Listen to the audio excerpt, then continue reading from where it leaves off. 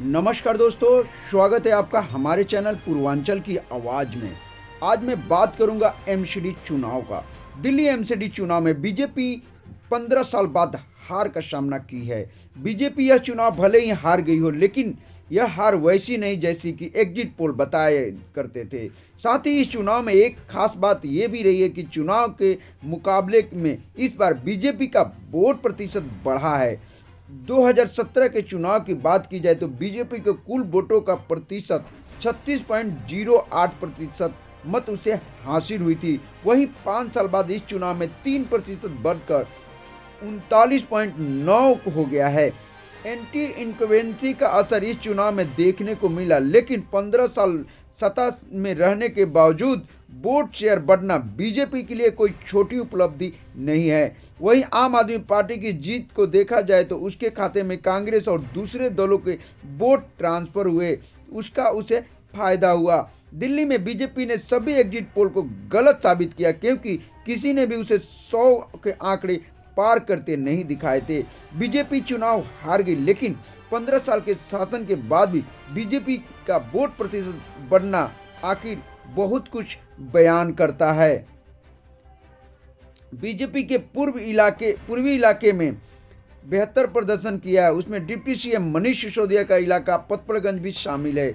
दिल्ली के भीतर यह आम धारणा है कि बीजेपी पंजाबी मतदाताओं के बीच मजबूत है। साथ ही बीजेपी का जो कोर वोटर है उसमें बनिया है। पंजाबी और बनिया वोटर पर बीजेपी की दिल्ली में पकड़ बताई जाती है, यह बरकरार है। लेकिन पूर्वी दिल्ली इलाके में जहां पार्टी का प्रदर्शन बेहतर रहा, वहां सिख मतदाताओं की संख्या निर्णायक भूमिका में नहीं थी। बावजूद इसके पार्टी का यहां प्रदर्शन बेहतर रहा है। आज आए नतीजों में यह भी निकलकर सामने आया कि बीजेपी को पार्टी के छोटे दुकानदारों और 60 साल से अधिक उम्र के लोगों के बीच में खासा पकड़ है। बीजेपी के नेता अमित मालिवान ने कहा है कि पार्टी का वोट प्रतिशत बढ़ा है, लेकिन कांग्रेस का वोट प्रतिशत जो काफी कम हुआ है, जो आपकी तरफ शिफ्ट हो गया है। दिल्ली में बीजेपी भले ही लंबे समय से सत्ता से बाहर हो, लेकिन उसके बावजूद भी उसका संगठन काफी मजबूत है। 1998 के बाद से ही पार्टी राज्य में सत्ता से बाहर है, लेकिन एमसीडी नतीजों से पता चलता है कि आखिर संगठन स्तर पर कितनी मजबूत है। दिल्ली में इस बार जो प्रतिशत बढ़ा है बीजेपी का, उसका श्रेय काफी हद तक संगठन को जाता है। 2022 के एमसीडी चुनाव को देखा जाए तो इस चुनाव में 50% के करीब वोटिंग हुई थी।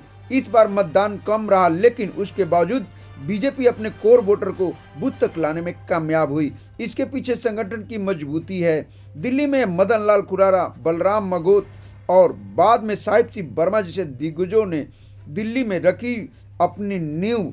जनसंघ के दिनों के सभी दिल्ली के मजबूत खिलाड़ी थे और इनकी रखी हुई नींव पर भारतीय जनता पार्टी आगे की तरफ बढ़ती जा रही है।